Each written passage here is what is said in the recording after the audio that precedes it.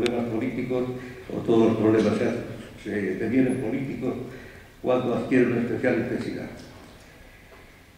Y es el problema por la naturaleza de las cosas, porque por la naturaleza de las cosas todo gobierno tiende inicialmente siempre a ser oligarca, debido a la ley de hierro de la oligarquía, que es una de las escasas leyes de la política. En virtud de esa ley de hierro de la oligarquía, la libertad política se restringe de hecho a la de unos pocos o la de una minoría. Diferente a esa realidad, confirmada y una otra vez por la experiencia, el único remedio consiste precisamente en la libertad política de todos, o sea, en la democracia, lo que llamaba Aristóteles el peso de los números. El peso de los números, la democracia, controla y desplaza a las oligarquías, impidiendo que utilicen la cosa pública, la res pública, en su provecho, que se perpetúen y funcionen como castas.